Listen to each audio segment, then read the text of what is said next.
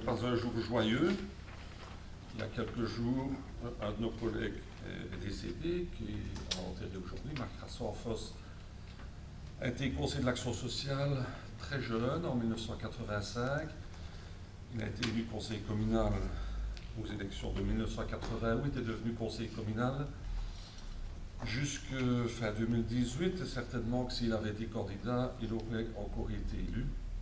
Il a donc siégé parmi ce conseil 30 ans, auquel il faut ajouter des années en tant que conseiller de l'action sociale. Marc était, nous le connaissons, certains plus que d'autres bien entendu, était un homme de conviction qui défendait avec assertivité et fermeté ses positions, mais toujours avec loyauté, et avec lui, on savait à quoi s'attendre. Indépendamment du conseil communal, il s'est engagé longuement dans la vie du village, particulièrement à Sèvres, mais pas uniquement, au travers des services développés par la SBL Arc Service, le fort, les crèches, et bien sûr au travers des Jeunes de Sèvres, association dont il était une des chevilles ouvrières. Le village perd quelqu'un de bien. Je vous demanderai de respecter quelques moments de silence.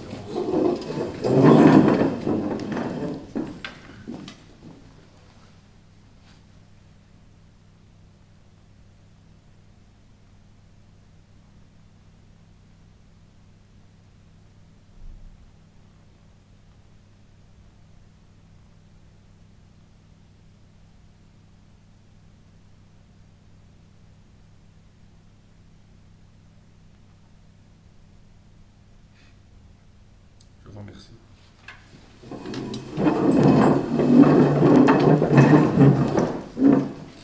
Alors, deux communications de service, si vous permettez. Le prochain conseil communal, exceptionnellement, n'aura pas lieu le jeudi 28, mais le mercredi 27 octobre. Donc, si vous pouvez d'ores et déjà en prendre une note.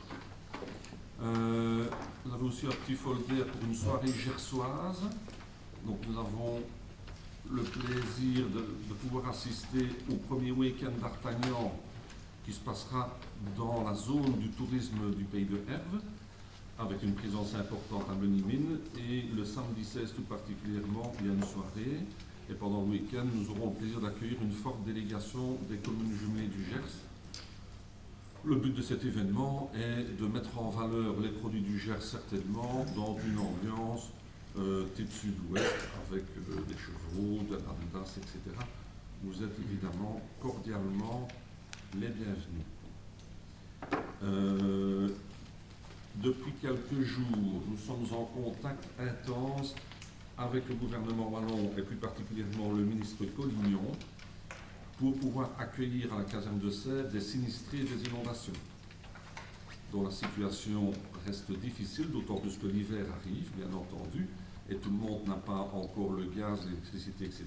Donc on s'aventure, si l'hiver est un peu rigoureux, à des situations humainement difficiles.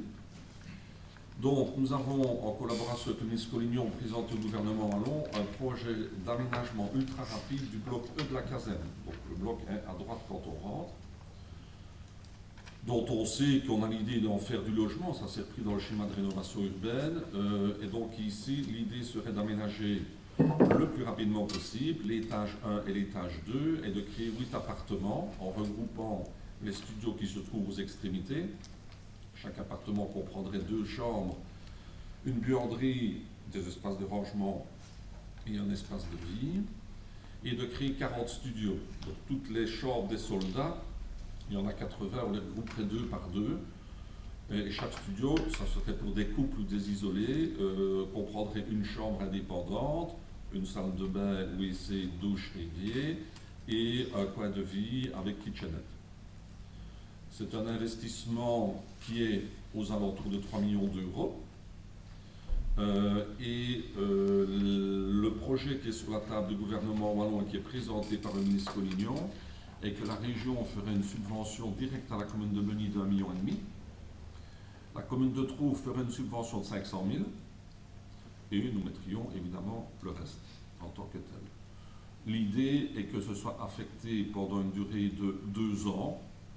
Alors pourquoi pas 1 an et demi, pourquoi pas 2 ans et demi, voilà, parce que le gouvernement considère que 2 ans est le délai où on ne sera plus dans l'urgence. Nous aurons une collaboration avec Tro, moyennant le fait que les 500 000 qu'ils mettent maintenant, quelque part, ils les récupéreront, donc il faut trouver comment on fait.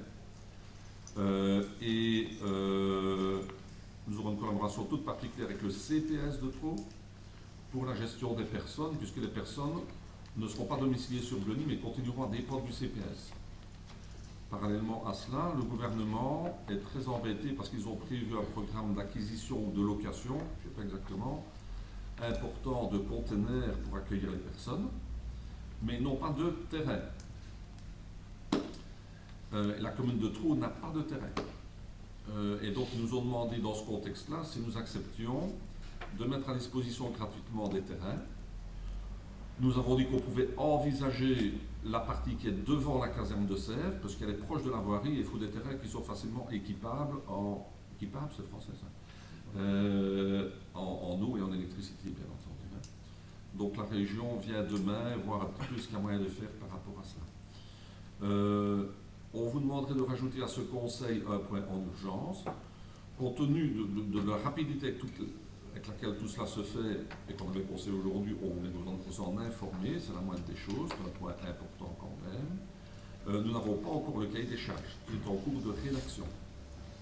Il faut dire que nos services sont là-dessus depuis une semaine à peine. Donc voilà, on a consulté les pompiers, on a consulté l'urbanisme, tout le bazar, donc tout est en ordre, mais on n'a pas encore vraiment le cahier des charges détaillé. Il va falloir lancer un marché public, bien entendu. Alors le marché public, comme vous le savez, est de la compétence du conseil communal. Ici, nous pouvons invoquer l'urgence impérieuse ou la nécessité impérieuse. L'urgence impérieuse. Et très franchement, nous avons été très surpris des contacts qu'on a eu aujourd'hui avec la tutelle où l'administration nous a dit que c'est pas urgent. Ok. Donc, ce qu'on voudrait vous soumettre, c'est évidemment pas le cahier des charges parce que nous ne l'avons pas, mais c'est que le conseil communal se prononce sur cette urgence impérieuse. Dans ce contexte-là, et on en débattra tantôt, soit, normalement, le cahier des charges, on l'aura lundi, donc soit le collège approuve le cahier des charges sur base de l'urgence impérieuse et nous le ratifions au conseil communal le 27 octobre, ou bien on reconvoque directement un conseil, on fait conseil lundi soir ou mardi matin. On en discutera ça tantôt. Actuellement, c'est juste, est-ce que vous acceptez qu'on mette ce point à l'ordre du jour en urgence pour en discuter tout à l'heure? Qui est pour l'urgence? Je peux poser une question? Oui, c'est voilà, je constate que vous venez de dire en effet qu'il y a toute une série de choses qui étaient en place depuis une semaine. On s'est rendu à la commune, on a un téléphone, on a tout ce qui est possible et imaginable pour nous contacter pour discuter de ce point dans l'intérêt de la commune et en plus de citoyens sinistrés. Et voilà, on nous demande l'urgence, ce qu'on peut comprendre évidemment, mais ça reflète un peu la manière de fonctionner actuellement de la majorité à Bleny. Donc on va accepter l'urgence, mais ça me pose problème sur les choses qui ont été annoncées qui ne sont pas respectées. On commence fort. Ok, qui est pour l'urgence? Ok, merci. Je pense que j'ai dit tout ce qu'il fallait. On va commencer. Alors, le point 1, procès verbal. Qui a des remarques? Qui est pour? Merci. Démission d'un conseiller de l'action sociale. Donc, c'est Sophie, c'est ça? Oui. Donc là, il n'y a pas de vote. Fabrique d'église de Bleny, modification budgétaire numéro 2. Est-ce qu'il y a des questions? Qui est pour la réformation qui est proposée? Merci. Fabrique d'église, budget 2022. Pour Marchand, qui est pour? Pour Hausse, qui est pour? Alors, budget des fabriques d'église qui subissent une réformation. Bleny, qui est pour? Mortier, qui est pour? Alors, Saint-Remy, donc on a eu un contact avec la fabrique d'église. Donc, comme vous l'avez constaté dans le document qui a été proposé par la fabrique, il y a une augmentation assez importante de l'intervention communale, essentiellement par 2 points qui ont été introduits par la fabrique, qui sont des travaux à la sacristie pour 12 000 et des travaux au presbytère pour 12 000. Alors, nous vous proposons 3 réformations en concertation avec la fabrique. La première, c'est qu'il y a eu une diminution du montant de l'emprunt, assez importante. Donc, c'est d'acter cette diminution. Ça ne sert à rien de rembourser plus la banque que ce qu'on doit. Deuxièmement, la fabrique nous a dit que les travaux à la sacristie seraient effectués sur le budget 2021. Ils ont trouvé les fonds nécessaires. OK. Pour le presbytère, techniquement, le conseil communal la commune n'a pas à intervenir dans les frais d'un presbytère. Le presbytère n'est pas l'usage un bâtiment consacré à l'usage au culte. Néanmoins, ici, la fabrique d'église de Saint-Remy propose de rapatrier au presbytère qui n'est plus habité désormais l'ensemble des documents de l'unité pastorale qui se trouve à Barchon. Ce qui aura comme impact de libérer de l'espace pour augmenter la qualité de l'accueil des transmigrants. Donc on trouve que c'est une très bonne chose, et dans ce contexte-là, même si la loi ne l'oblige pas, nous sommes tout à fait d'accord au niveau de la commune de travailler main dans la main avec la fabrique pour que le presbytère puisse être rénové. C'est un très beau bâtiment qui est en bonne santé, ça ne va pas être des milliards. Et comme on l'a rappelé à la fabrique d'église de Sermy, il y a un certain nombre de nouveaux membres dans cette fabrique. C'est qu'on souhaite qu'en ce qui concerne les travaux extraordinaires, qu'ils soient sur le budget extraordinaire de la commune, notamment pour respecter la loi sur les marchés publics et éviter que les membres des fabriques d'église n'encourent une responsabilité personnelle de ce chef. Et la première décision qui sera prise dans ce contexte-là, c'est, je pense au mois d'octobre, si on a le temps de rédiger tout ça, de passer un marché pour désigner un architecte pour suivre les travaux au presbytère. Il n'y a pas grand-chose, mais enfin, il faut quand même s'assurer que ce soit bien fait, c'est un très beau bâtiment. Donc les 3 réformations qu'on vous propose ici, c'est d'ajuster par rapport au montant réel de remboursement de l'emprunt, de supprimer les 12 000 € pour la sacristie, puisqu'ils sont pris en charge d'une autre manière par la fabrique, qui, entre nous, enfin non pas entre nous, a déjà désigné l'entreprise pour réaliser les travaux. Et le 3e point, par rapport au presbytère, c'est de réformer ça et de faire passer ça sur le budget communal, où nous travaillerons de cette manière-là avec la fabrique pour faire avancer les travaux de rénovation dans le cadre de l'accord que je viens de vous préciser. Voilà. Est-ce qu'il y a des questions par rapport à cela? Il avait été question à un moment donné de mettre le presbytère à disposition de personnes sinistrées. C'est dans cette réflexion-là, il y a une réflexion à ce sujet-là ou ça concerne la fabrique uniquement? Il y a eu effectivement une proposition, on n'a pas eu de demande et la fabrique non plus d'hébergement particulier dans ce contexte-là. Et donc l'idée de la fabrique, c'est d'avoir l'étage qui soit réservé à un hébergement, alors peut-être pour un futur prêtre, peut-être pour quelqu'un d'autre, bon ça on verra bien, et le rez-de-chaussée, ce sera des bureaux pour l'unité pastorale, pour pouvoir faire ses réunions, etc. Est-ce que la fabrique d'église de Barchon gardera toujours un local de fabricien à Barchon ou pas? L'idée, c'est qu'on amène tout à l'unité pastorale, tout ce qui est l'unité pastorale à Saint-Remy, étant entendu que si demain il y a un prêtre à Barchon, l'obligation est de le loger.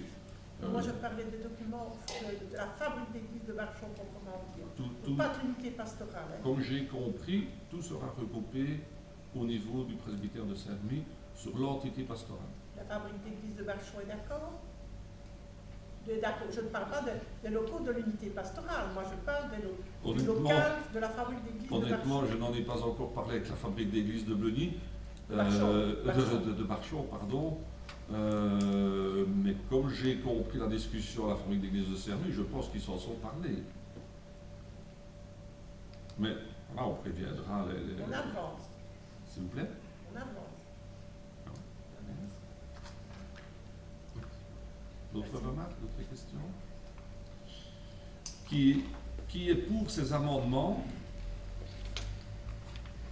Qui est pour le budget ainsi amendé? Merci. Alors, point 6, règlement complémentaire de la circulation routière, placement d'un dispositif surélevé rue Bouille. Donc ça, c'est celui au pied de la rue Bouille, hein, c'est ça, hein, le plateau. Est-ce qu'il y a des questions par rapport à ça? Message? Je voudrais demander si c'était possible de reporter le point, parce que comme entre le moment où on a aménagé les choses et le moment où on doit évidemment voter ici sur la régularisation, il y a eu une inondation, donc on est en zone inondable. Et je suis un peu surpris de ne pas avoir eu d'avis au niveau de l'AIDE par rapport à la situation actuelle et l'obstacle complémentaire qu'on vient de mettre quelque part qui n'a pas montré son efficacité puisqu'il y a quand même eu au niveau des eaux une inondation à ce niveau-là.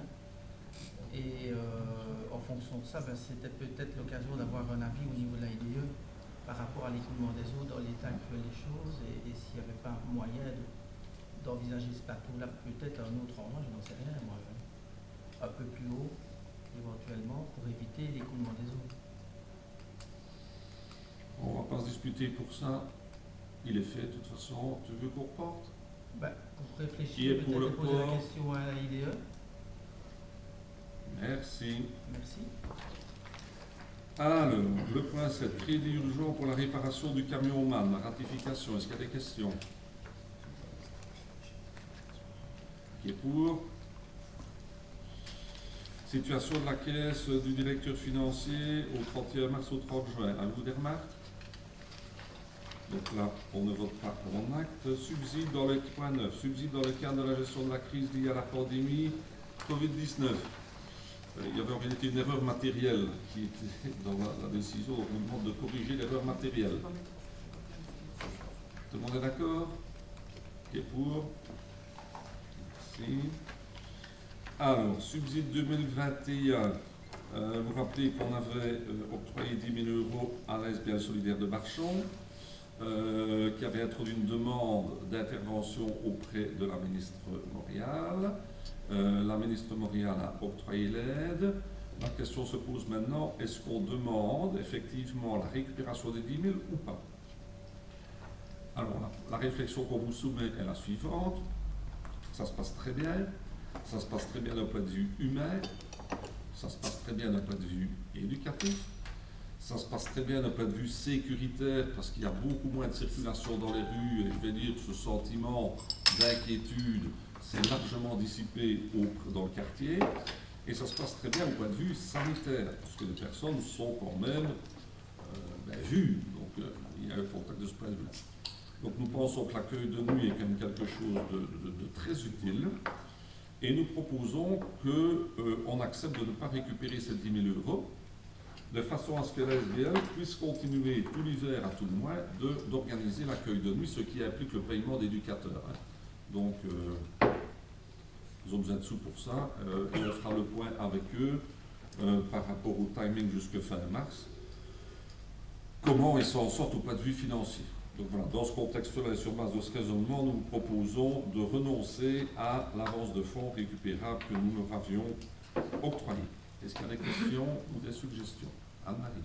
Et moi, je voudrais amener une réflexion un peu élargie, complémentaire à ce que tu viens de dire. Donc, il est exact qu'il y a un an d'ici, nous avons pris, toi Marc, mais aussi ici l'ensemble du Conseil, nos responsabilités par rapport à la situation humaine très difficile des transmigrants et à la situation d'insécurité vécue et d'hostilité vécue par certains de nos concitoyens. Grâce à la dynamique enclenchée, des tas de citoyens se sont mis en réseau et ont aidé ces transmigrants. Un an après, l'ensemble des transmigrants qui étaient chez Catherine dans un premier temps et puis au presbytère ne sont plus là.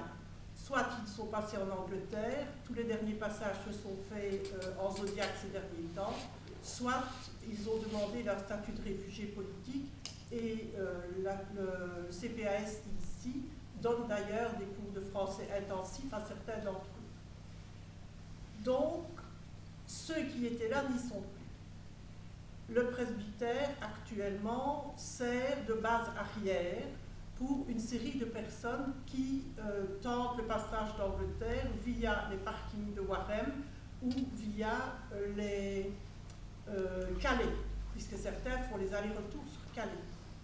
Donc ça, c'est un premier constat. Le deuxième constat, c'est qu'il vient d'arriver un certain nombre, de toute façon un nombre suffisant pour que le presbytère soit à nouveau plein de très jeunes de transmigrants. Une série n'ont pas leur majorité. Et donc, je n'ai pas de réponse, mais c'est vraiment une réflexion de fond. Barchon sert d'une certaine manière de point fixe de sécurité pour toute une série de personnes. Alors, d'une part, nous devons aider, nous devons, d'un point de vue humain, prendre notre part dans ce drame des transmigrants, mais d'un autre côté, il y a toute la problématique de l'organisation des trajets. Et Barchon est reconnu comme un point fixe où on peut se poser, où on peut être en sécurité, où on peut se reconstituer une santé pendant 48 ou 72 heures et puis on repart. Donc voilà, c'est une réflexion élargie. Hein. Il ne s'agit pas ici de dire c'est bien, c'est mal, c'est une réflexion élargie. Et je ne sais pas vers où nous devons aller. Personnellement, je ne le sais pas. Parce qu'il y a le drame individuel de chaque personne et ceux qu'on connaît, etc.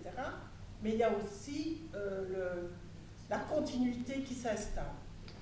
À côté de ça, nous avons des tas de bénévoles qui ont trouvé une raison de vivre et au travers de tous ces contacts humains super enrichissants. Donc, voilà, c'était l'opportunité de ce point pour élargir, et je ne sais pas vers où nous devons aller. Hein.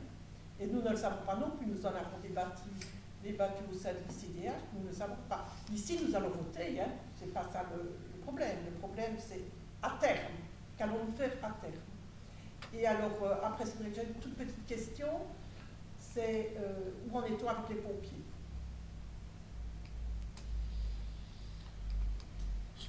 Vous n'avez pas, aux dernières nouvelles, mais ça date, ils n'avaient toujours pas donné leur accord. Ici, donc, tout ce qui avait été demandé par les pompiers, hein, donc l'alarme incendie, tout ça a été homologué. Je vais dire honnêtement, je ne sais pas, le dernier passage des pompiers était prévu pour quand. Je donnerai la réponse en voyant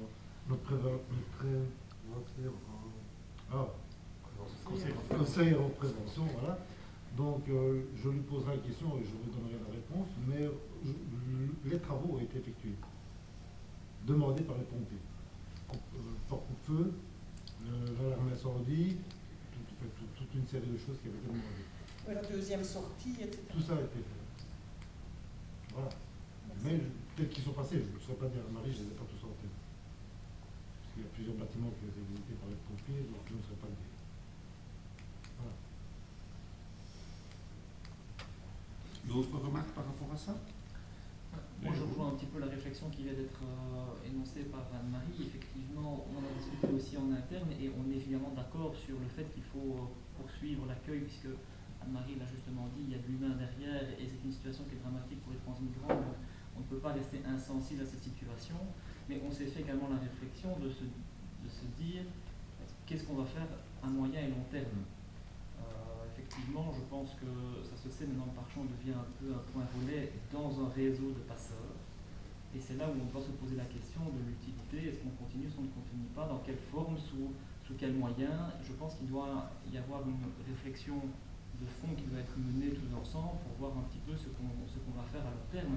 Maintenant, c'est clair qu'ici, à court terme, il faut effectivement, on est au port de l'hiver, il faut effectivement envisager cela sereinement et l'équipe éducative qui encadre ça parfaitement bien et qui soit remerciée pour leur travail ont besoin effectivement d'avoir une petite bulle d'air, nous sommes d'accord par rapport à ça. Et maintenant, voilà, je pense qu'il faut qu'on réfléchisse sur le long terme ce qu'on va faire. Voilà, c'est la réflexion qu'on a, mais encore une fois, nous non plus, on n'a pas de réponse parce que c'est une situation qui est dramatique et qui touche évidemment à plusieurs niveaux.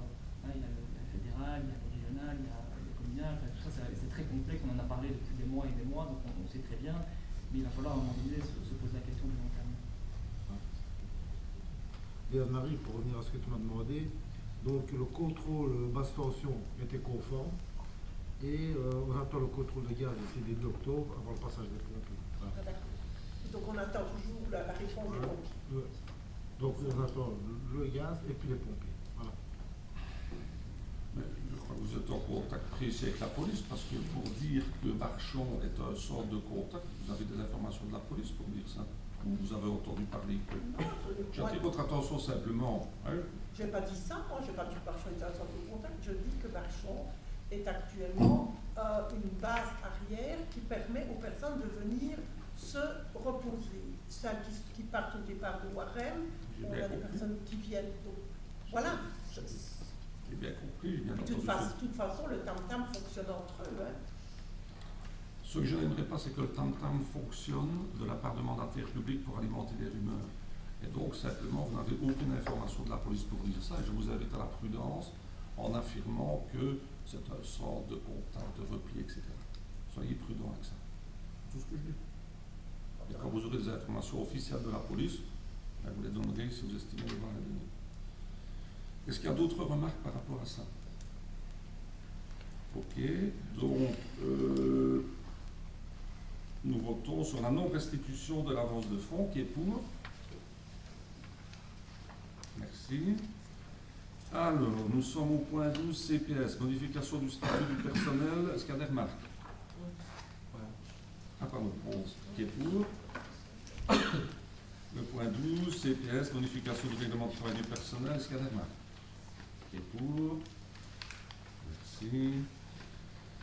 Alors, 2 points sur le... Ben, c'est un peu neuf tout ce truc-là. Renouvellement du gestionnaire de réseau en électricité et renouvellement du gestionnaire de réseau en gaz. Voilà, donc nous devons procéder à un appel public à candidature. Appel public à candidature pour ces 2 gestionnaires de réseau. Là, nous avons donc la réglementation. Nous proposons donc au Conseil communal d'organiser cet appel public. Est-ce qu'il y a des questions? Donc, renouvellement du gestionnaire de réseau en électricité qui est pour. Et pour le gaz qui est pour. Merci. Convention d'adhésion à la centrale d'achat de la SIL. Des remarques? Qui est pour. Merci. Alors, marché public, marché de travaux pour la modification des îlots du carrefour rue de la Oued, rue de la station rue Lambert-Marlet. Y a-t-il des questions? Voilà, moi j'aurais juste voulu savoir finalement ce qui était prévu, si c'était un réaménagement du semblant d'îlot ou un abaissement des bordures, voilà. Ça va être, donc le dispositif central va être enlevé, lui, donc ce sera béton imprimé, donc franchissable, béton imprimé franchissable, et l'espèce de raquette, quand on sort de la rue de la Oued, côté droit, là, donc on va rétrécir la surface de l'aménagement. D'autres questions? Oui, j'avais une question par rapport au mode de financement, puisque c'était des travaux financés par la région wallonne. Est-ce qu'on ne risque pas d'avoir de soucis par rapport à une modification du travail effectué par la région wallonne? On a un accord écrit de leur part comme quoi on pouvait transformer. Mais on n'a pas de subside complémentaire pour faire la transformation. Non. Donc le montant est à charge communale totale. 5 000 € sur la charge. Ok, donc la région wallonne est d'accord. Oui. Ok, merci. Qui est pour? Merci. Marché de travaux pour l'isolation de différents bâtiments communaux. Des questions? Qui est pour? Merci. Marché pour l'acquisition d'un camion Triben. Est-ce qu'il y a des questions? Tout le monde sait ce que c'est un camion Triben. Qui est pour? Merci.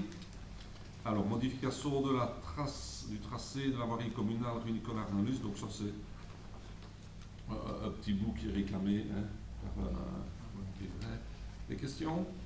Qui est pour? Merci. Alors, rue Richassa.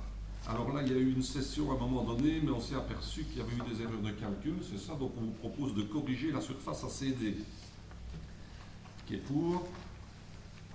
Merci. Alors, convention avec la SBL Eureka, donc c'est la SBL qui gère la brasserie des Trois Châteaux, pour une mise à disposition d'un local à titre gratuit dans le bloc B de l'ancienne caserne de Sèvres.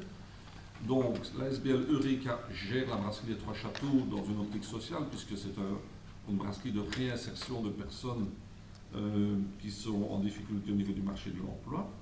qui souhaitent développer d'autres activités, et une des autres activités, c'est de la couture. Et donc, on a trouvé pour eux un local dans le bloc B, et on vous propose de le mettre à disposition aux mêmes conditions que la brasserie, c'est-à-dire à titre gratuit, compte tenu de l'aspect social de l'objectif. Y a-t-il des questions? Qui est pour? Merci. Alors, patrimoine, convention d'occupation rue Entre-deux-Villes 21. Notre locataire demande de rester encore un mois, c'est ça? Qui est pour? Merci. Transfert d'un terrain à Barchon. En réalité, ça c'est dans le zoning artisanal, il y avait des clauses particulières où les acquéreurs étaient obligés de demander l'autorisation du conseil communal pour pouvoir transférer leurs biens. Et ici, il y a c'est une fusion ou une absorption d'une société par une autre, et donc ils demandent effectivement, et évidemment, qu'on ait le transfert du terrain. Nous n'y voyons pas d'inconvénient. Est-ce qu'il y a des questions? Qui est pour? Ok. Accueil temps libre, règlement d'ordre intérieur, des remarques? Qui est pour? Merci. Personnel communal, statut administratif, modification. Des questions? Qui est pour? Merci. Alors, nous avons une demande d'ajout. 2 points sur l'agence locale pour l'emploi. Représentant de la commune, démission de Philippe Damen, qui représentait donc le maire, et Anne-Marie Fortan, qui représentait l'ICDH, comme délégué aux assemblées générales de l'ASBL, agence locale pour l'emploi. Des commentaires? Remarques? Anne-Marie? Si je puis. S'il vous plaît? Si je puis, je sais. Oui. Moi, je m'adresse à l'ensemble des conseillers, puisque c'est l'ensemble des conseillers qui m'ont désigné comme administrateur à l'agence locale pour l'emploi. Je m'y suis engagée pleinement au titre d'administrateur et non pas au titre de membre de l'opposition. Je tiens à le dire, je suis quelqu'un de bienveillant, et donc moi d'habitude je ne m'attaque pas aux personnes, je ne dénonce pas les personnes, je dénonce des pratiques et des structures défaillantes. Des dysfonctionnements qui parfois sont historiques et qui sont persistants et qui sont d'une certaine manière devenus des manières normales et opaques de travailler. Alors moi je peux vous dire qu'en 2 ans et demi de mandat, je n'ai fait que constater progressivement l'opacité et les erreurs de gestion à l'AI. Et je le disais tout à l'heure à Marc, c'est comme un oignon, on voit un bel oignon, et puis on enlève une pelure, et puis une pelure, et puis une pelure. Et les 2 éléments les plus perturbants sont ceux-ci. D'une part, un CA qui est sans cesse contourné. Je peux donner des exemples, parmi d'autres. Il y a eu un nouveau contrat qui a été signé avec un consultant extérieur en 2009. Nous en avons été, en 2019, pardon, nous en avons été informés plus d'une année après. Il y avait un placement en trésorerie de 500 000 €. Et tout ça, on peut trouver ça à la centrale des bilans, et tout ça est public, ce dont je vous parle. C'était bloqué en qualité de provision légale pour un litige avec l'État. Cela a été débloqué, c'est passé en trésorerie ordinaire, ça a été en partie consommé à ce jour, et c'est à la clôture des comptes que cela nous est apparu. Ce n'était pas passé au CA. On a acheté un véhicule pour 20 000 €, ce n'était pas passé au CA. La dernière qui vient d'avoir lieu, c'est la fermeture, la fermeture du magasin de Servineuf. Or, Servineuf, c'est une coopérative créée, entre autres, à l'initiative de l'Agence locale pour l'emploi, qui, avant la législature actuelle, avait mis de l'ordre de 400 000 € de fonds dans Servineuf. Ce n'est pas au CA de l'Agence locale pour l'emploi que l'on a discuté pour savoir si on donnait à notre représentant l'accord pour arrêter le magasin de Servineuf. Non, ça s'est fait dans l'autre sens. Il y a eu décision de fermeture du magasin de Servineuf et ensuite ça venait au CA. Alors, outre tout cela, tout ce qui est le contournement du CA, il y a des dysfonctionnements structurels qui sont nombreux. Tous les pouvoirs sont actuellement, et depuis de nombreuses années, dans les mains d'un consultant extérieur, c'est l'expert. C'est lui qui est seul à avoir la signature sur le compte. C'est lui qui fait les bilans et les budgets.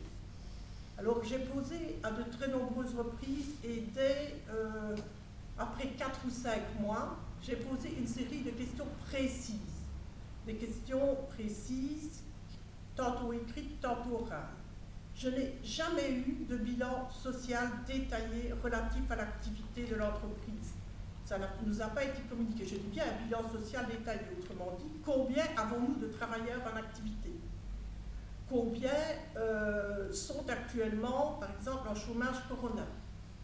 Ça, ce sont des chiffres que nous n'avons pas eu. Si je sais qu'il y a 93 personnes inscrites, mais 93 personnes inscrites, il y a là-dedans un nombre important de l'ordre de 15 personnes malades depuis de nombreuses années. Donc, ce ne sont pas des travailleurs présents qui peuvent prester des heures.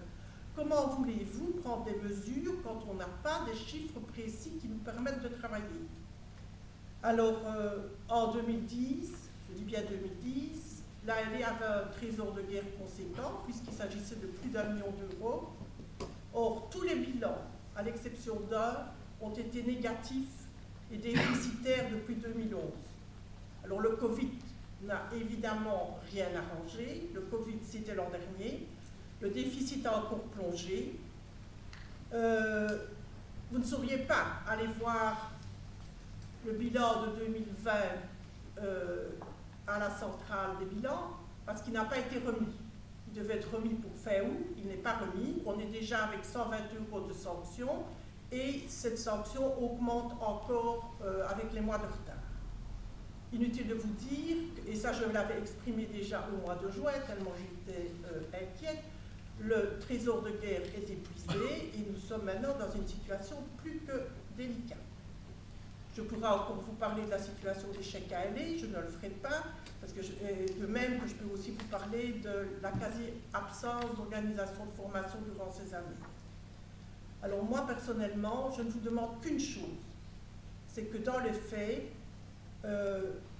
puisque dans les faits, actuellement, le collège sert de bureau exécutif de l'ALE, c'est d'ouvrir les yeux, de faire modifier les pratiques, de mettre de la transparence comme règle de fonctionnement.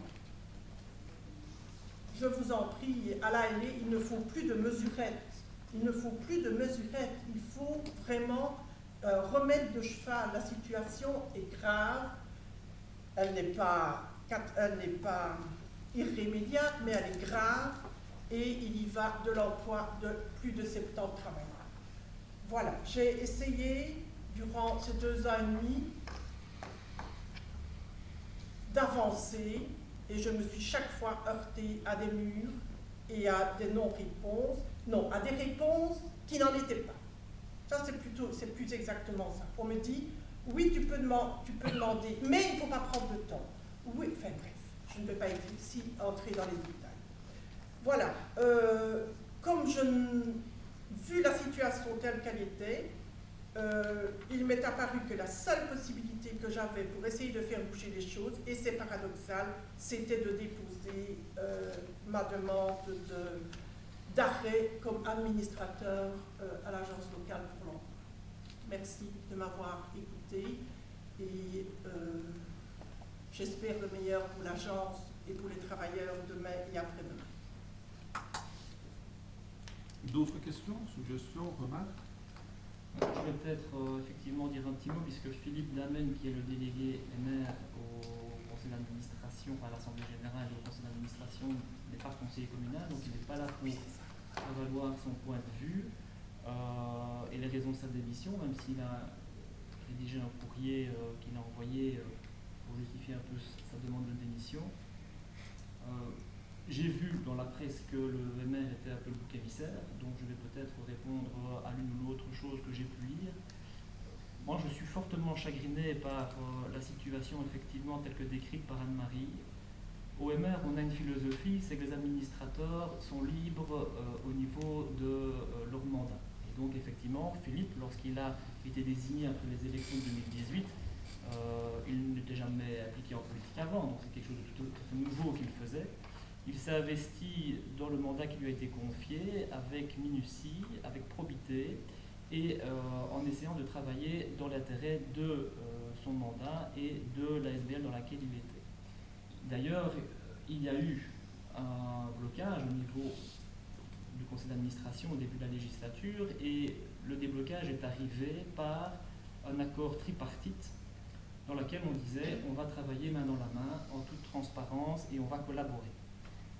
On s'est rendu compte, malheureusement, que ce n'avait pas été le cas, puisque une fois que le nouveau conseil d'administration a été installé et que la présidente a été désignée, il n'a pas fallu attendre 4 jours pour qu'on signe un contrat sans nous en avertir, sans nous en parler, et surtout à l'insu du conseil d'administration qui l'apprendra plus d'1 an et demi après. Qui plus est, le contrat qui, à mon sens, est entaché d'une irrégularité puisqu'il n'a pas été signé par les bonnes personnes. Je ferme la parenthèse. Quand, évidemment, les administrateurs en place ont essayé de comprendre, parce qu'il faut savoir que Philippe, lui, bien entendu, ne connaissant pas la structure, il a essayé de comprendre comment ça fonctionnait, il a essayé de comprendre la machine, il a posé des questions, il a essayé d'y voir clair, il a essayé d'identifier des problèmes, et il a essayé effectivement de pouvoir trouver des pistes de solutions. Malheureusement, les discussions tournaient en rond, ça c'est un constat qu'il a dû faire.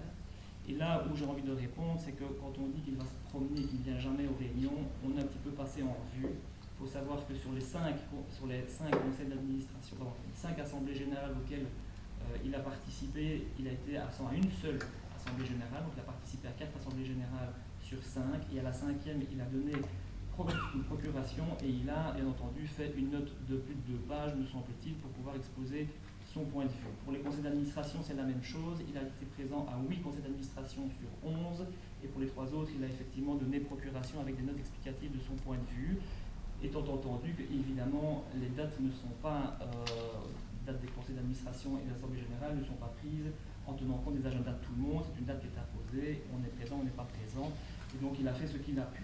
Moi, j'ai envie de dire ici que Philippe s'est investi de façon bénévole en essayant de gérer comme il pouvait avec le conseil d'administration en bon père de famille. Il s'est heurté à certains écueils, comme Anne-Marie a pu l'expliquer, et venir dire que c'est quelqu'un qui fait un travail d'opposition alors que ce n'est pas le cas. Et ça, c'est quelque chose qui est symptomatique un petit peu de la façon dont peut-être les administrateurs de la majorité ont vu peut-être Philippe, parce qu'il venait de l'opposition, et plutôt que de travailler main dans la main, on l'a pris pour quelqu'un de l'opposition, et effectivement, ça n'a pas pu fonctionner depuis le départ. Donc, effectivement, Philippe pose le constat aujourd'hui qu'on ne peut plus avancer dans ce sens-là, et c'est pour ça qu'il a décidé, effectivement, un peu comme Anne-Marie l'a expliqué, de démissionner, en espérant peut-être faire réagir dans le bon sens, bien entendu. Donc voilà ce que je voulais dire moi, par rapport à Philippe, qui n'est pas là pour se défendre, pour expliquer bien entendu les raisons de sa démission, mais je voulais dire ceci. Ok, nous devons constater un échec important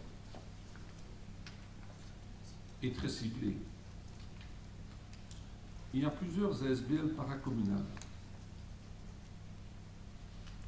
Donc toutes les ASBL paracommunales, Bleny Énergie, Bleny Move, et j'y joindrai Bleny Mine,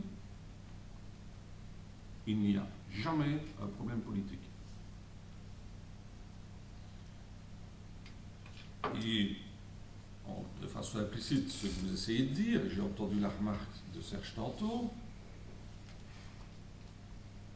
c'est que la majorité socialiste cache des choses. Ce qui se passe aujourd'hui ne s'est jamais passé. Je tiens à le dire. Pourquoi ? Parce qu'effectivement, nous essayons, dans toutes les SBL, de sortir de ce jeu auquel, manifestement, vous avez joué. À nouveau, à ma grande tristesse. Et donc, oui, je le dis clairement ici, le représentant MR à la SBL de l'Agence locale pour l'emploi, depuis 2 ans et demi, joue un jeu politique. Il a été présent sur 16 réunions à 9. chaque fois qu'on a parlé des budgets des comptes, il n'était pas là. Il votait contre, par procuration. Il est trésorier. Et nous n'avions aucune obligation de le mettre trésorier.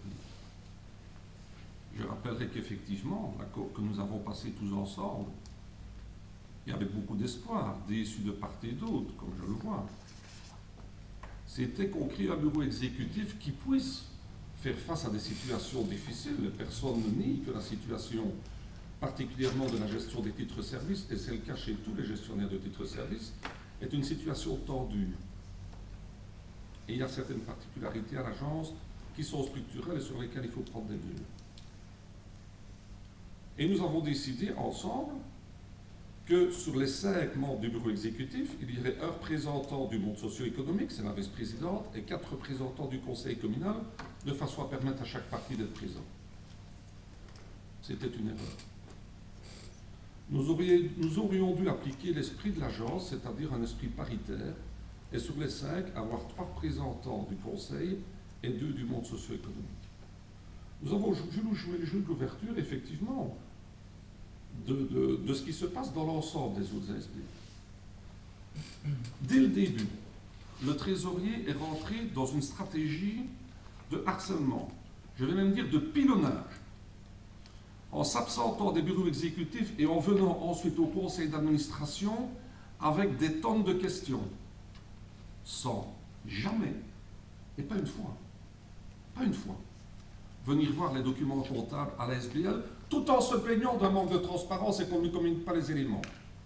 Il n'est jamais, vous m'entendez bien, il n'est jamais venu au bureau voir les factures, les extraits de compte, etc. Et aujourd'hui, on me sort un cirque comme ça. Quel manque de dignité. Alors, au niveau du contournement du conseil d'administration, il y a un bureau exécutif qui a été mis en place. Je ne dis pas que tout est parfait, Anne-Marie, et je te l'ai dit, je ne doute en aucune manière de ta bonne foi. Et je t'ai dit ce que j'en pensais tantôt, je ne vais pas le répéter ici, et je te l'ai dit amicalement. Et je t'invite à y réfléchir. Parce que je crois que tu ne maîtrises pas la pièce dans laquelle on t'a amené. Tu auras la parole après. Je ne dis pas que tout est parfait. Tout n'est pas parfait. Et il y a des choses à faire. Pas une fois, depuis 3 ans, vous n'avez mis un point à l'ordre du jour du conseil d'administration. Une fois. Pour attaquer le directeur. Qui n'est pas, comme vous le dites, ni un consultant, ni un expert. C'est un membre du personnel qui, à l'époque, et le PS n'avait pas la présidence, a été recruté non pas dans le cadre d'un contrat de travail salarié, mais dans le cadre d'un contrat d'indépendant, parce que cela lui a été demandé, parce que ça coûtait moins cher à l'SBL. Arrêtons avec ces rumeurs d'experts, consultants, etc. Non, il y a un directeur. Il a été recruté de cette manière-là, sur la volonté du président de l'époque. Et les choses se sont continuées par tacite reconduction telle qu'elle est prévue dans son contrat. Et là, je ne dis pas, peut-être qu'il aurait fallu prévenir quand l'échéance arrive. C'est vrai, mais c'est comme ça que ça se passe. Alors, au niveau de Servineuf, et on peut parler de Servineuf, toutes les interventions de l'agence locale pour Servineuf ont été votées à l'unanimité. Toutes. Et la dernière fois, il a été demandé par Anne-Marie et par Philippe de dire que c'est la dernière fois qu'on remet de l'argent. Ça a été la dernière fois, et c'est vrai que Servineuf, on peut en parler. Avec le Covid, le commerce s'est complètement effondré et il valait mieux arrêter là, nous en sommes bien d'accord. Au niveau des fonctionnements extérieurs, j'entends quand même, je m'excuse, je ne peux pas laisser passer vis-à-vis du personnel et vis-à-vis des clients une création malsaine d'inquiétude injustifiée. Le bilan est négatif, c'est faux. Le trésor de guerre est épuisé, c'est faux. C'est faux, il reste 100 000 euros en cash et un bâtiment qui vaut 300 000. Il reste 400 000 euros. Alors, ce n'est pas ce qu'il y avait au début, on est bien d'accord. C'est moins, on est bien d'accord. Mais on est aussi bien d'accord que ce qui a été mis en œuvre, c'est d'essayer de faire en sorte, non pas qu'il y ait un trésor de guerre, on s'en fout d'avoir un trésor de guerre qui demain sera ponctionné par le gouvernement sur base de la loi Milquet. Ce qu'on veut faire, c'est faire de cette agence locale un rouage essentiel de la politique de l'emploi dans cette commune. Et ça, on n'y est pas encore arrivé. Ça, c'est vrai. Mais dire que le bilan est négatif, c'est faux. Techniquement, c'est faux. Les comptes de résultats sont négatifs, c'est pas une chose. Je vais revenir là-dessus. Mais au niveau du patrimoine, voilà ce qui a à les 400 000 euros. Entre 400 000 et rien, je veux dire qu'il y a une différence. Y a-t-il des mesures à prendre? Oui. D'autant plus qu'elles viennent d'être prises. Puisque au dernier conseil d'administration, alors que j'ai attendu Jérôme des semaines, suite après notre contact téléphonique, qu'il y ait des propositions, notamment du MR, où je t'ai dit, présentez-nous. Parce que Philippe a une bonne vision, qu'il a bien travaillé durement, qui connaît bien la problématique. J'attends d'avoir des propositions, on en parlera. Jamais il y en a eu. On a eu une lettre de démission. Au dernier conseil d'administration, le budget 2021 a été revu. Il n'est pas encore à l'équilibre. Mais les mesures ont été annoncées, si possible pour la discussion, pour être entérinées au conseil de décembre et présenter un budget 2022 qui sera quasiment à l'équilibre. C'est moins 6 000 euros. Ce n'est pas pour tout à fait l'équilibre, c'est un budget, on est sur le bon. Moyennant un certain nombre de mesures. C'est vrai, on peut revenir, si on peut en parler. Donc ça, ces mesures-là, elles ont été prises. Mais je n'ai pas vu pendant 3 ans, mis à part des inquiétudes légitimes, hein, la situation n'est pas rose, je n'ai pas vu une seule fois, je ne dis pas 2 fois, mais une seule fois une proposition. Pas une fois. Il n'y a eu de proposition de mesure. La seule, c'est la suppression du contrat du directeur. C'est la seule à l'avant-dernier conseil d'administration. Alors, quand il y a tout ce que je dis, on peut en parler, et je t'invite à me contredire sur le moindre point de ce que je viens de dire factuellement. Donc, nous avons ici, en synthèse, une attitude politicienne inqualifiable de représentant du conseil communal dans un conseil d'administration. On ne nous y prendra plus, hein, ça je peux vous le dire. On ne nous y prendra plus.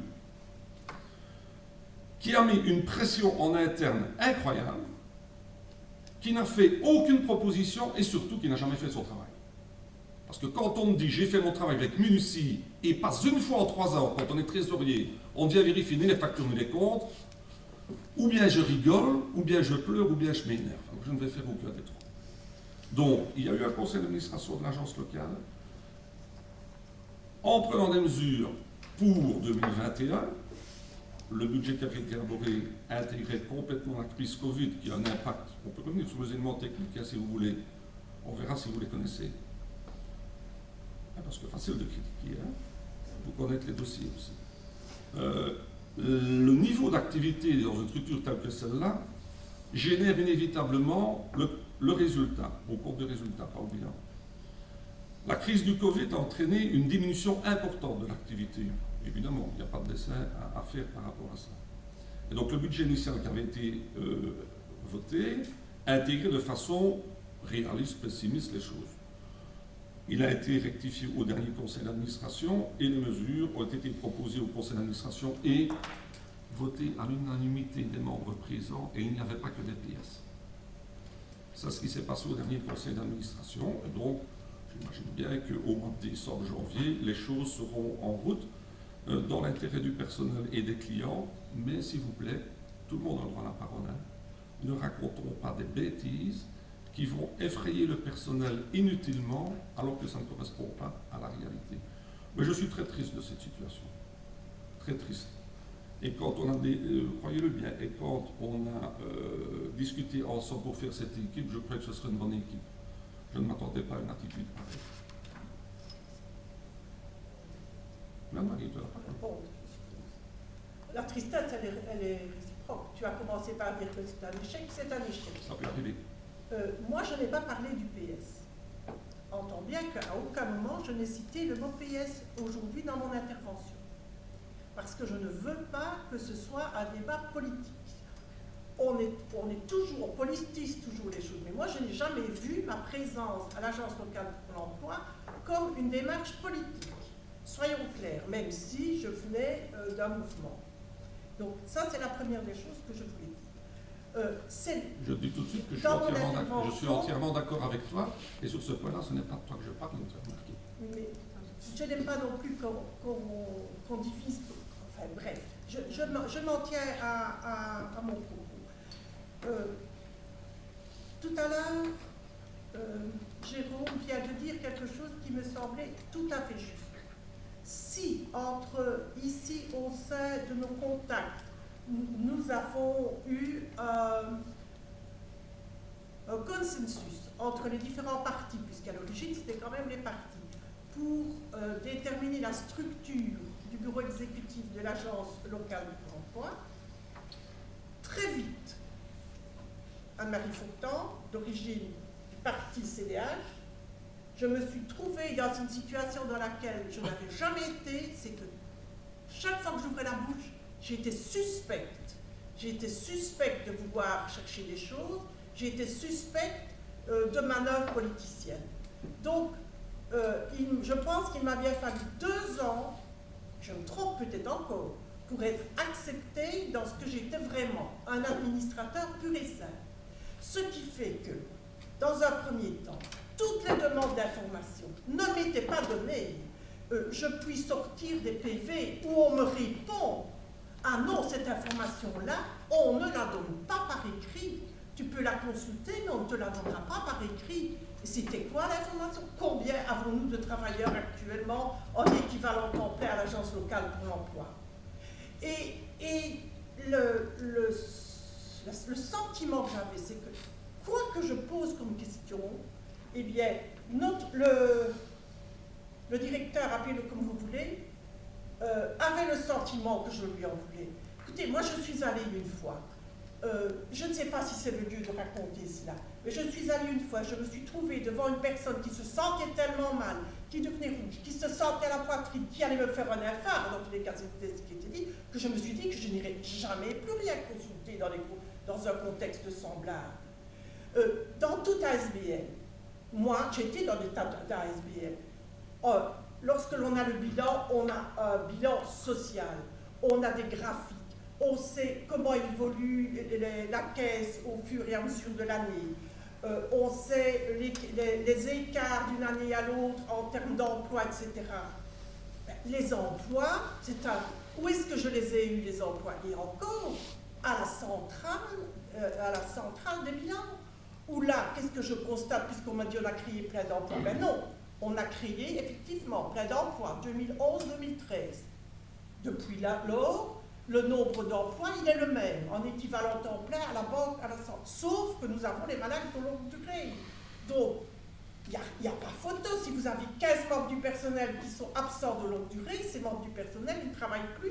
Donc, ce sont des titres-services qui ne rentrent plus, alors que les frais de fonctionnement en dehors des salaires, ils restent les mêmes. Donc, nous avons cela. Alors, le contrat.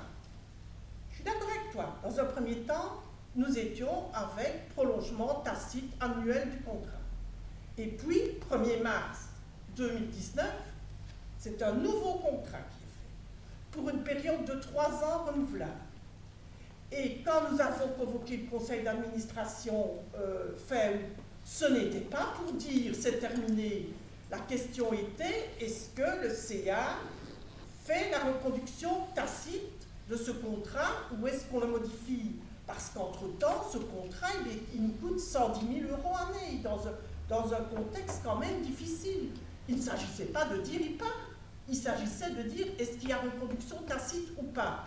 Et là, on nous a dit, désolé, il y a une erreur dans le contrat de 2019, dont inévitable, enfin, je ne vais pas entrer dans les trucs techniques, ce contrat de 3 ans devient un contrat au moins pour 6 ans.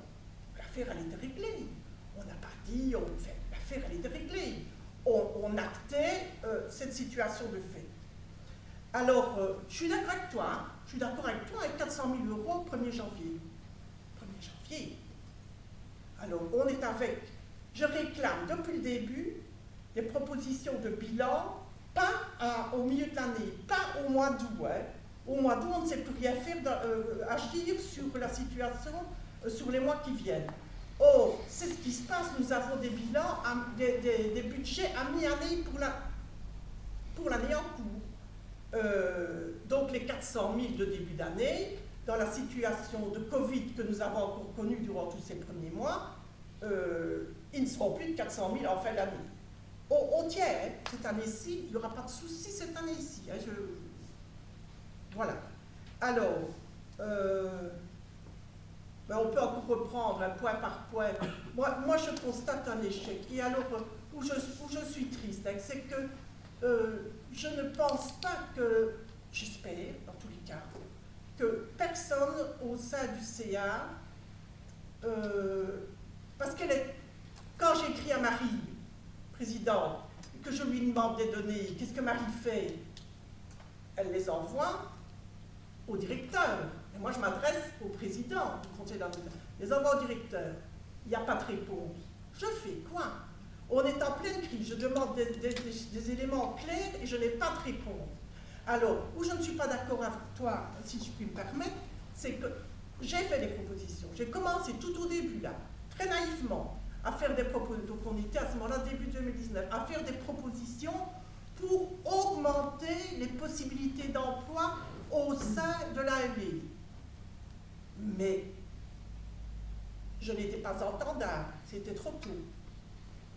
Voilà. Échec. Je crois que tout le monde s'est exprimé. Est-ce qu'il y a quelqu'un d'autre qui veut prendre la parole? Oui, moi j'aimerais bien répondre. J'aimerais effectivement bien répondre parce que je ne suis pas du tout à fait d'accord avec ce qui a été dit sur Philippe. Alors, tu dis qu'on ne t'y reprendra plus, mais moi non plus, on ne m'y reprendra plus.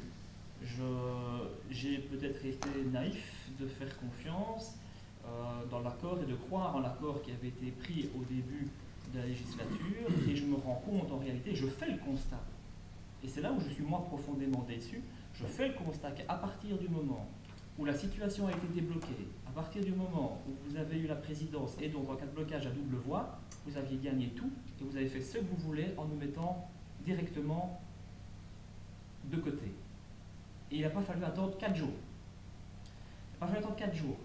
Marc, il n'a pas fallu attendre 4 jours. Le déblocage a eu lieu le 21 février 2019.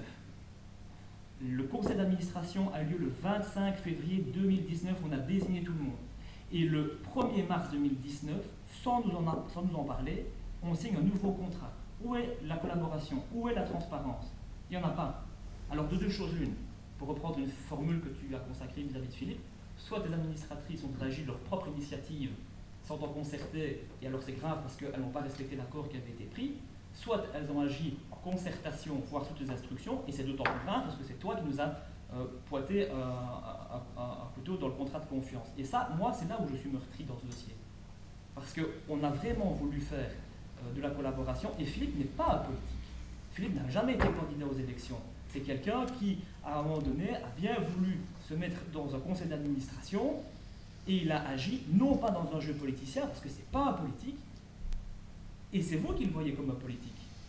Et le fait qu'on dise, bah oui, il a fait un travail d'opposition, c'est faux. Si poser des questions dans l'intérêt de la société, de la SBL, c'est faire du jeu de l'opposition, mais pourquoi est-ce qu'à un moment donné, tu dis qu'il est harcelant? Pourquoi est-ce qu'il est harcelant? Parce qu'il n'a pas les réponses à ces questions. Il a fallu attendre le 24 septembre 2020, plus d'1 an et demi après sa mise en fonction, pour avoir enfin un historique détaillé de l'ensemble des contrats qui ont été faits avec monsieur le directeur. Plus d'1 an et demi après. Alors oui, effectivement, il devient harcelant s'il n'a pas les réponses à ces questions. C'est normal, dans son mandat, en tant qu'administrateur, effectivement, il a posé des questions. Et l'idée n'est pas du tout d'attaquer le directeur. C'est pas ça. Il a fait le constat à un moment donné que ce poste-là coûte plus de 110 000 € à l'ALE. Est-ce que l'ALE peut encore supporter ce poste-là? Il y a d'autres problématiques, hein, les loyers également. Mais ça, c'est une autre question. Pourquoi est-ce qu'on a vendu un immeuble pour payer finalement des loyers? Il y a plein de questions qui se posent. Il a voulu à un moment donné identifier les problèmes, et il a effectivement à un moment donné convoqué le conseil d'administration pour en parler. Non pas pour attaquer le directeur, mais pour parler de ce poste budgétaire-là qui est visiblement relativement important pour les finances de l'ALE. Et venir dire qu'il a manqué de dignité, ça je ne peux pas l'accepter. Ça je ne peux pas l'accepter parce qu'il a fait vraiment son travail. Parce que je t'invite, parce que tu as l'air évidemment bien informé de ce qu'il a fait. J'imagine que les courriels qu'il a adressés, bien détaillés, avec les remarques qu'il a fait, parce qu'il a analysé, il a pris son temps à analyser l'ensemble des bilans pour pouvoir faire son opinion. C'est quand même le seul trésorier d'une ASBL qui n'a pas accès au compte bancaire. Faux, hein? Ça arrête. Hein? Il n'a pas accès au compte bancaire. C'est faux. Il n'a pas accès au compte C'est bancaire. faux. Ça, c'est faux. Au compte bancaire, je parle. Hein? C'est faux. Ah bon? Oui, c'est faux. Il n'a pas accès au Il compte n'est jamais bancaire. venu les voir. Les comptes bancaires? Donc il a pas... Tous les virements, tous les comptes, Il n'a etc. pas accès au compte bancaire, donc il ne sait pas, lui, de voir sur le bord comment ça fonctionne. Il a le droit de signer un virement.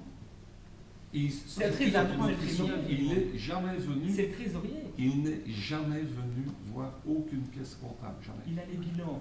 Sur base des bilans, il sait n'est faire... jamais venu voir. Sur base des bilans, Je te il sait signale faire son que dans analyse. une autre SBL, par exemple, que tu connais bien, où tu es vice-président, le trésorier n'a pas accès au compte chez lui. Il vient voir les trucs sur place.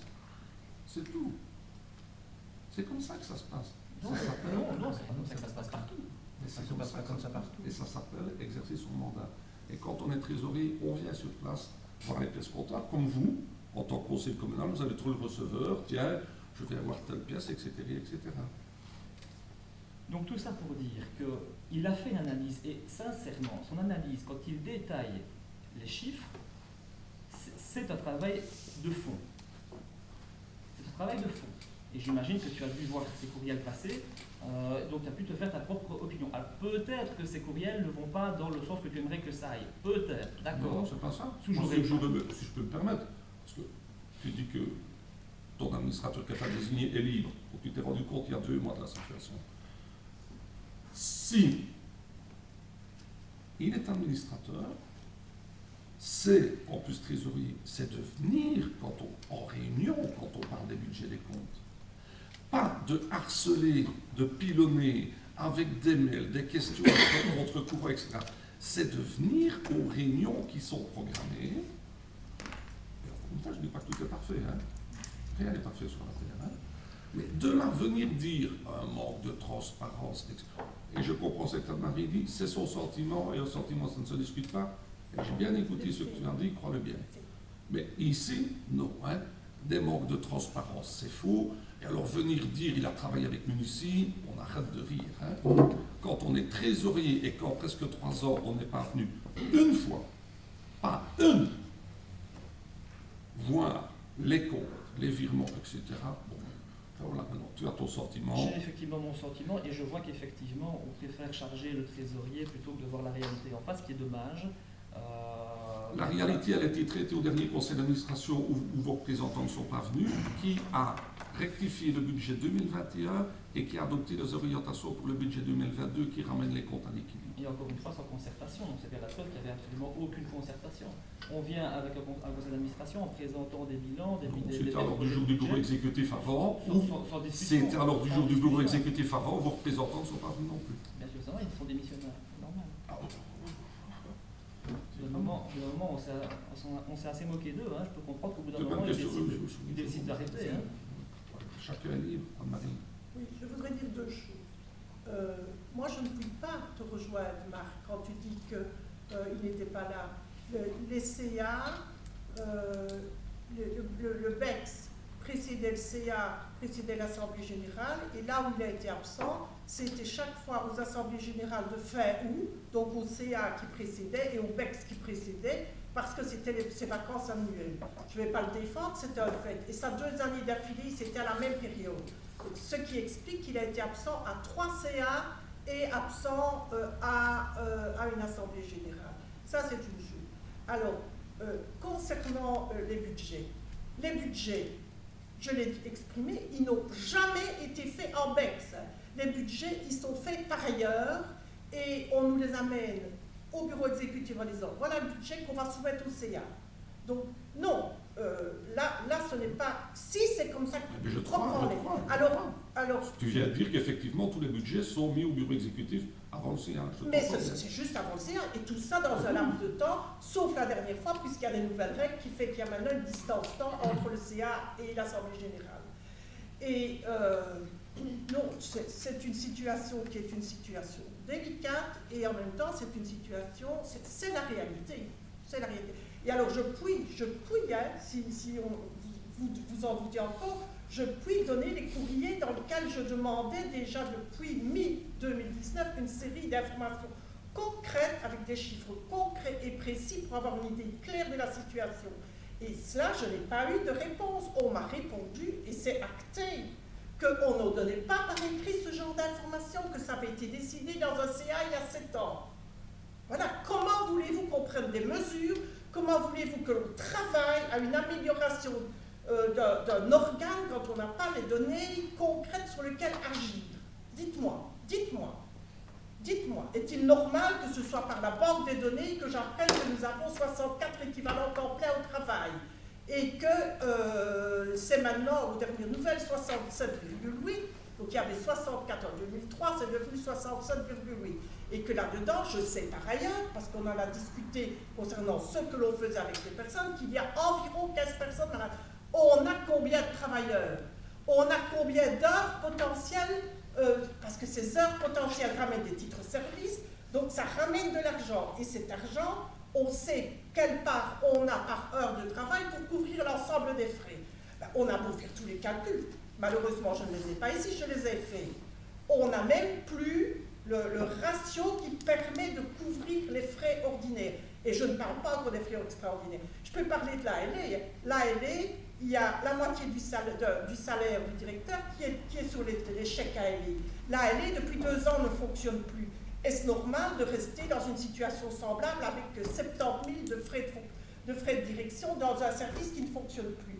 Je ne sais pas, ça peut se discuter quand même. Et tout ça, c'est tabou. Tout ça, on ne peut pas en discuter, tout ça, c'est clair, c'est acté. Et l'erreur dans le contrat de 2019 fait que cela aussi, les 110 000, eh bien, ils sont partis pour 6 ans. Donc voilà, ce sont des choses où... Voilà, ceci étant dit, je l'ai dit tout à l'heure, enfin, c'est ce que tu as dit tout à l'heure, c'est que j'avais été manipulée. Non, je n'ai pas été manipulée. Non, je suis suffisamment adulte pour ne pas être manipulée dans un service semblable. Voilà ce qu'il en est. Tout comme dans la presse, hein, le fait que nous étions irresponsables, que nous étions, je ne sais plus, infantiles, et que c'était une décision grotesque. Tout ça, c'était une décision grotesque, infantile, etc. Je dois dire que j'en ai ri, parce que je me suis dit qu'on était vraiment là, tout à fait à côté de la plaque. Et une dernière chose, et puis j'arrêterai, je souhaite vraiment qu'on ne soit pas dans la même situation que celle que j'avais à la prison, quand mes gars, après une bagarre au Préau, auquel ils étaient allés à l'aide d'une des 2 personnes qui se bagarraient, et qu'est-ce qu'ils me disaient? Ah, Anne-Marie, on va d'abord au secours du frère, et puis après, on voit qui a raison. Voilà, j'en resterai là. Je crois que tout le monde s'est exprimé. Quelqu'un veut rajouter, Serge? Ben, je voulais remercier Anne-Marie pour le sérieux de son travail, même s'il a été dénigré par moments. Et donc, en fonction de ça, c'est clair que c'est un échec. Je remarque aussi que moi, j'ai laissé exprimer Anne-Marie par rapport à sa situation et par rapport à toute une série de choses, mais je n'ai toujours pas entendu un membre de la majorité autre que le bourgmestre s'exprimer sur le sujet ce soir. Donc, voilà, c'est un constat d'échec également. Ok, quelqu'un d'autre veut s'exprimer? Ok, eh bien, donc nous actons la démission, il ne faut pas voter là-dessus. Alors, nous passons au dernier point que nous avons demandé de mettre en urgence au niveau de ce conseil. Donc, je crois que j'ai expliqué globalement la situation devant laquelle nous nous trouvons. Donc, comme nous avons conseil aujourd'hui, ce que nous souhaitons, c'est que le Conseil se prononce sur le concept d'impérieuse nécessité, l'urgence impérieuse. En principe, nous aurons le cahier des charges lundi. Moi, c'est comme le Conseil le souhaite, ou bien on convoque un conseil communal lundi soir ou mardi matin, qui ratifiera le cahier des charges, de façon à nous permettre de lancer le marché rapidement, parce que l'hiver approche évidemment. Il est entendu que le marché ne sera exécuté que si le gouvernement wallon confirme sa subvention d'1,5 million, et ça passe normalement au gouvernement wallon jeudi. Donc ça, une question avant de suspendre cette séance. On ne risque pas d'avoir un vice de procédure pour si on passait le point maintenant, au niveau de la légalité. C'est-à-dire Je qu'on parle a à la discuté direction beaucoup. générale, moi. Aujourd'hui, comme nous n'avons pas le cahier des charges, on ne sait pas passer le marché. Ben oui, c'est ça. C'est ça mon problème. Alors, ici, pourquoi est-ce que moi je souhaiterais qu'on se prononce simplement sur le fait que, est-ce que le Conseil estime qu'il y a urgence ou pas? Parce que dans les contacts qu'on a avec la tutelle, pour l'instant, au sein de l'administration, il y a un doute. Au sein de l'administration wallonne, hein, en disant, oui, mais c'est pas tellement urgent, parce que l'urgence, c'était le 15 juillet, et maintenant, il n'y a plus tellement urgence. Ce n'est pas du tout la position du cabinet du ministre, parce que maintenant, l'urgence, c'est que l'hiver arrive, c'est ça l'urgence. Et qu'on n'aménage pas des appartements comme ça en 3 jours, évidemment. Donc voilà, ou, moi je vous dis, on peut convoquer un conseil, je souhaiterais compte tenu de l'urgence, qu'on ne perde pas du temps. Si le conseil préfère qu'on fasse un conseil mardi matin, on fera un conseil mardi matin, hein, bon, j'ai pas de souci avec ça. Charlie. On doit modifier le budget pour intégrer ces 3 millions. Là, on le fera en urgence, il y a un crédit urgent.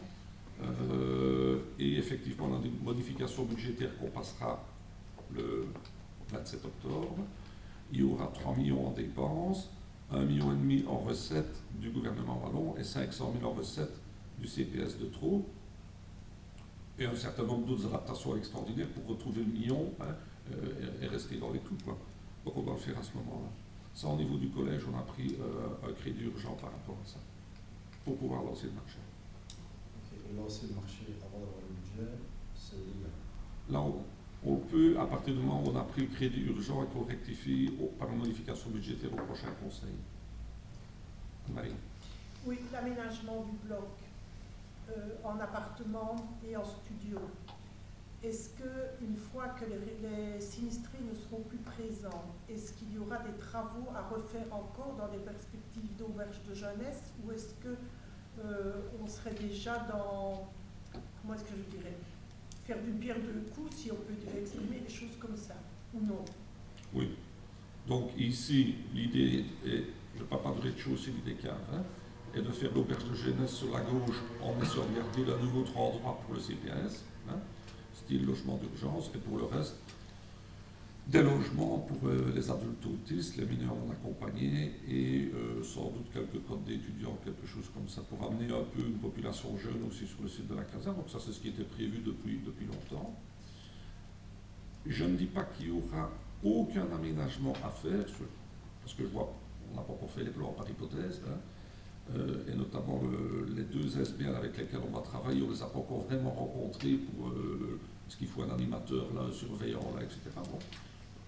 Globalement, je pense que non, mais s'il y a des aménagements à faire par rapport à ce qu'on va faire, ils seront tout à fait marginaux. On disposera donc à ce moment-là de 8 appartements, de 40 studios.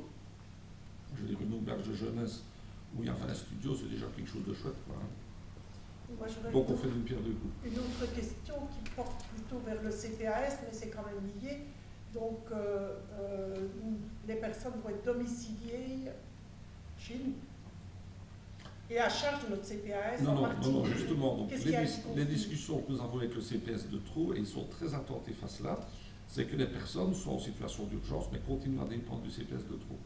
Pour eux, c'est très important pour toute une série de raisons.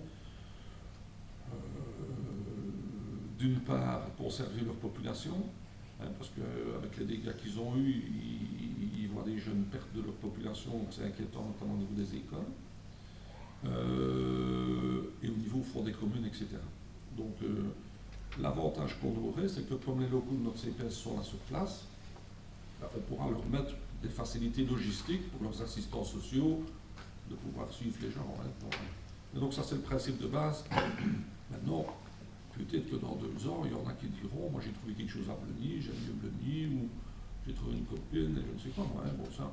Mais le principe, non. Donc ce serait trop qui continuerait à suivre Oui. les personnes.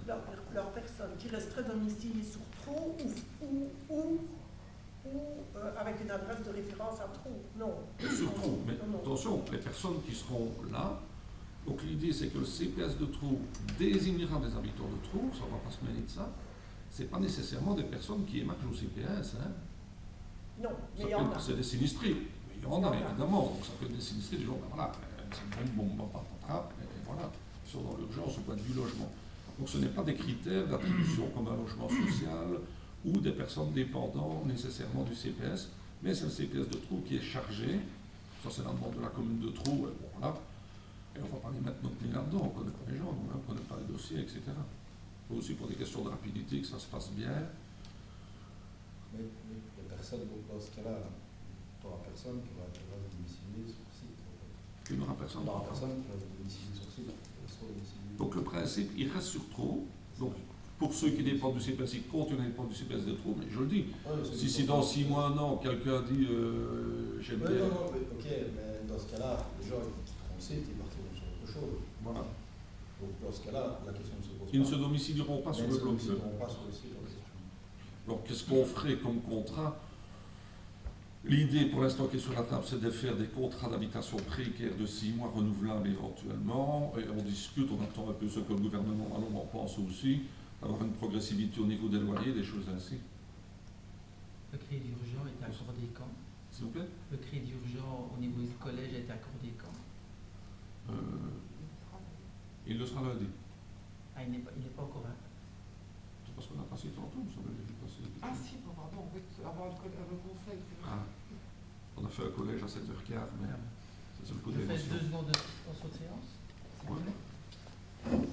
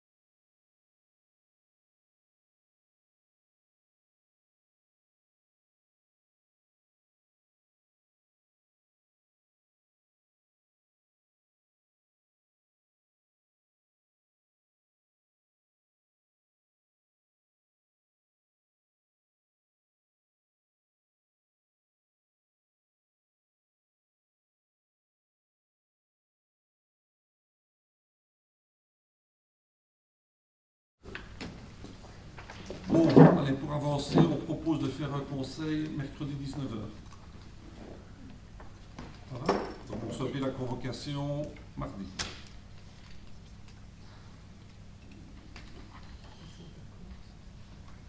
Le 6 octobre. Tout le monde est d'accord? Oui, oui. Ok. Y a-t-il d'autres interventions? L'ordre du jour étant épuisé. Jérôme. Oui, moi j'avais été en réalité interpellé par deux riverains pour deux thématiques différentes et je voulais un petit peu vous questionner par rapport à ça. La première se posait des questions par rapport à la vitesse, mais ça c'est un point récurrent, mais j'aimerais bien savoir un peu où on en est au niveau des dispositifs de sécurité. Au niveau de la vitesse excessive sur la grande route de Houlon, où ça devient parfois très très très dangereux, voire parfois un rallye, notamment pour les enfants, etc. Et donc, je voulais voir, on a parlé pendant assez longtemps qu'il y avait peut-être des radars qui allaient arriver, je ne sais plus du tout où on en est moi par rapport à ça. Et je voulais voir, vous, au niveau du collège, votre vision sur cette problématique-là précise, sur notamment cet axe-là. Je veux qu'on fasse un peu le point sur cette thématique-là. Sur cet axe-là, des investissements extrêmement importants ont été effectués dans l'aménagement de la voirie entre où c'est remis d'une part et la mise en place d'un dispositif de sécurité devant la supérette d'autre part. Et par rapport au radar, donc il y a, sous de ma part, 2 radars qui ont été attribués par la ministre de tutelle aux communes de Dahlem et de Bassange, c'est ça? On paye Bassange. Bassange. Voilà. Donc la ministre n'a pas encore traité d'autres demandes de radar. Il y a une nouvelle demande qui est relancée, avec un nouveau dossier à rentrer pour rentrer de nouvelles conditions, mais en effet, on a été mis de côté. Et est-ce qu'on peut, c'est une question que je pose, je n'ai pas la réponse, est-ce qu'on peut envisager à un moment donné un dispositif de radar mobile? Tout envisagé. Est-ce que ce serait faisable?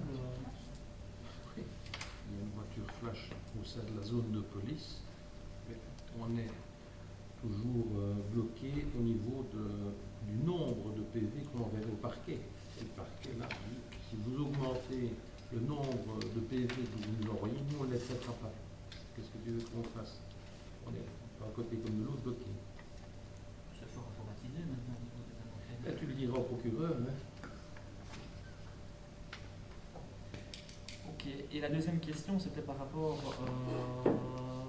à la rue Justin Sauvenier. Il y a eu le TEC est venu déplacer un arrêt de bus et l'a placé visiblement sans concertation avec les riverains devant un endroit où on envisage de le faire, un carport ou une entrée de garage.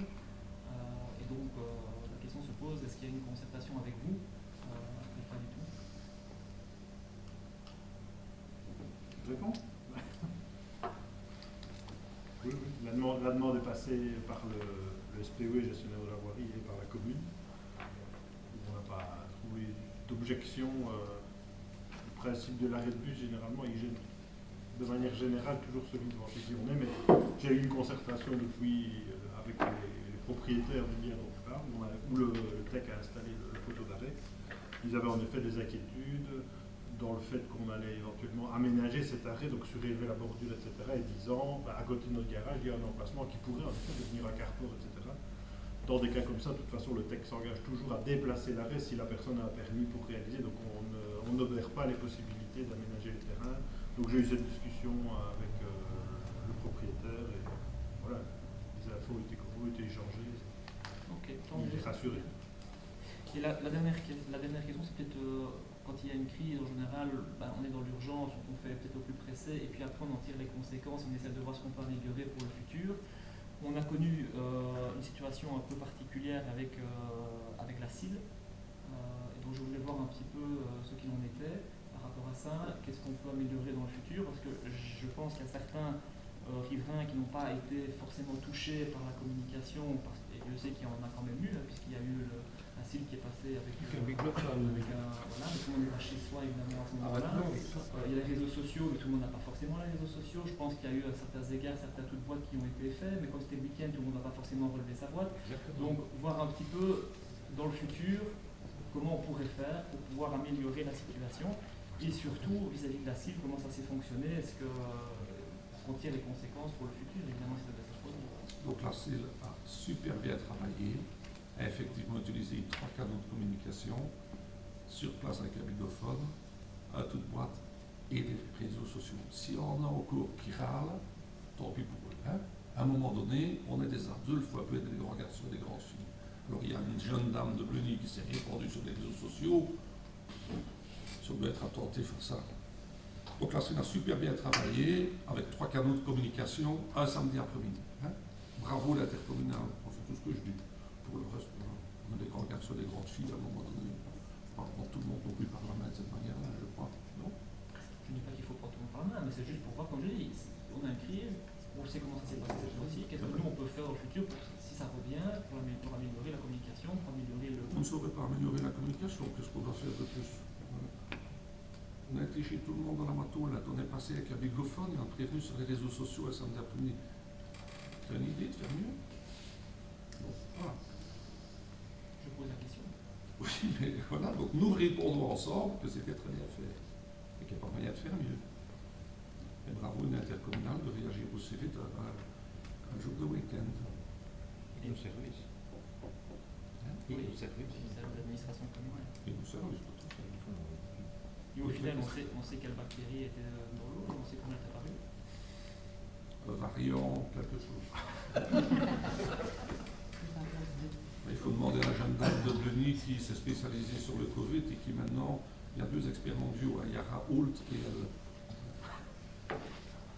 un autre avocat de Bleny, mais ça c'est autre chose. Ok, ça va, merci. D'autres questions? Marie? Oui, moi, j'avais 2 questions. La première concerne, est dans le prolongement de ce qui a été décidé tout à l'heure, à savoir le prolongement de la convention de la maison Grandjean, de la location. Moi, je voudrais savoir, est-ce qu'on avance par rapport aux perspectives de démolition de cette maison et forcément d'acquisition des terrains qui permettent d'aller vers Simone Veil? Les contacts sont en cours. Par rapport à ta réflexion, c'est la réflexion globale sur l'aménagement du centre du village. Là, il faut bien reconnaître que le Covid n'a pas beaucoup aidé pour accélérer les réunions, mais les réunions ont repris depuis quelques semaines et avancent bien. Au niveau, parce que ça a été... Oui, et les perspectives par rapport à l'arrière de chez Grandjean se concrétisent? Il y a les perspectives positives ou bien il y a du barrage? Non, c'est encore de discussion. Il n'y a pas 50 propriétaires à les trouver. Mais non, il y a. Et la deuxième chose, c'est la rentrée scolaire. C'est avoir un peu des échos. Je vous propose peut-être qu'on fasse le point avec les chiffres, puisque le comptage vient de se terminer. C'est positif. Comment? Je pense qu'on aura. Conseil du 27 octobre, les chiffres pour les uns. On est à 1080 enfants, mais vous aurez le détail école par école. Et au niveau des engagements à charge de la commune par rapport à l'année dernière, il y a une nette diminution. Ben oui, mais on avait dû faire des efforts particuliers par rapport à Mortier. Oui. Donc je suppose que ces efforts... On a intégré cet effort, on l'a prolongé, mais on a diminué les heures à charge, les heures PE à charge du budget communal. Je n'ai pas entendu. Je ne sais pas que je n'ai pas compris, je n'ai pas entendu. Donc je disais que l'effort qu'on a consenti pour Mortier, oui, on l'a continué cette année scolaire-ci. À Mortier. À Mortier, bien entendu. Et malgré tout, on a diminué les heures PE à charge du budget. Merci.